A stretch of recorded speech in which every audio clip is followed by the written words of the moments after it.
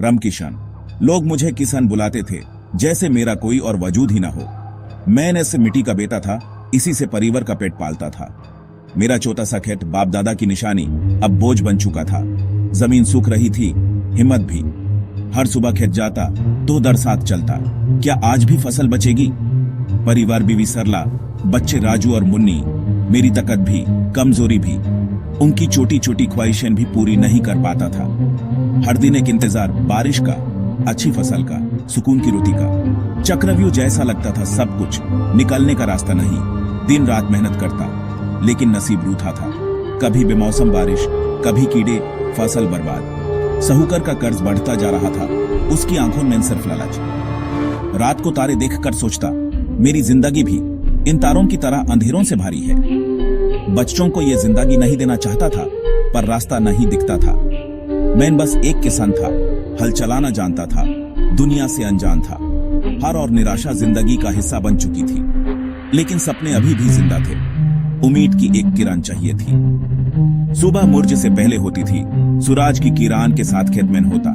Jung इंसानों से नहीं, हालात से थी। पानी की सबसे बड़ी समस्या थी, मीलों दूर से लाना पड़ता था। सरकारी नलों में पानी कभी आता कभी नहीं। फसल उगाने के लिए बीज, खाद भी उधार पर। ब्याज इतना ज्यादा कि फसल बेचने के बाद भी कर्ज नहीं उतारता। मंडी में दाम कम, बिचौलिए मुनाफा खा जाते। सिस्टम हमारे लिए नहीं था, परिवार ही सहारा था। सरला के दो बोल, भगवान पर भरोसा रखो, हिम्मत दे जाते। समाज सिर्फ तमाशा देखता, कोई मदद नहीं करता। गांव के बच्चे शहर जाते, मेरे बच्चे हसरत से देखते। सपने खेत में लहलहाती फसल, बच्चों के लिए बेहतर कल। लेकिन सपने टूट जाते, मैं थक चुका था। कभी सब कुछ छोड़ देने का मन करता, पर राजू मुनि का चेहरा याद आता। उनके लिए लादना था, हार नहीं मान सकता था। उम्मीद अब भी थी। एक दिन शहर गया, साहूकार को कर्ज देना था। कृषि विज्ञान केंद्र के बाहर एक बुजुर्ग मिले, ज्ञानचंद। उन्होंने मेरी परेशानी समझी, पूरा हाल सुना।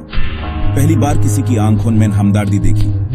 ज्ञानचंद जी ने ड्रिप इरिगेशन के बारे में बताया, पानी की बचत, बेहतर फसल। समस्या पानी की नहीं, सही इस्तेमाल की है, उन्होंने समझाया। उम्मीद की एक किरण मिली। पैसा नहीं था, लेकिन ज्ञानचंद जी ने सरकारी योजनाओं और सब्सिडी के बारे में बताया। फॉर्म भरने से लेकर ऑफिसर से मिलने तक वो साथ रहे।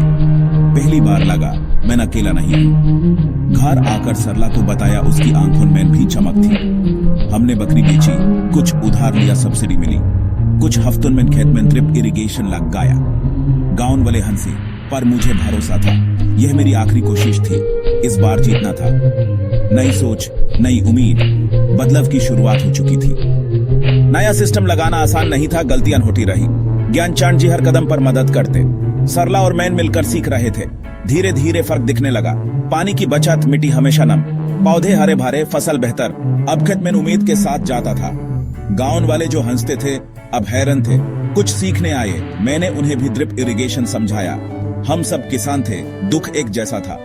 फसल कटाई का दिन, पैदावार दुगनी, दाने मोते, मंडी में अच्छे दाम मिले, कर्ज चुका दिया। सालों बाद बच्चों के लिए नई किताबें और मिठाई लाया। उनकी खुशी मेरी सबसे बड़ी कमाई थी। मेहनत रंग लाई थी, जिंदगी बदल रही थी। वो दिन मेरी जिंदगी का टर्निंग पॉइंट था। एक नई तकनीक, एक नेक इंसान की मदद ने सब कुछ बदल दिया। अब मैं आत्मविश्वासी किसान था, सोच बदल चुकी थी। सीखने की कोई उम्र नहीं होती, अब मैं जानकर था। मेरी सफलता देखकर गांव के किसान भी प्रेरित हुए।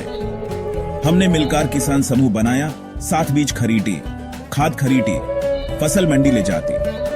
ज्ञानचंद जी ने सबको नई टेक्निक्स सिखाई। गांव मिसाल बन गया।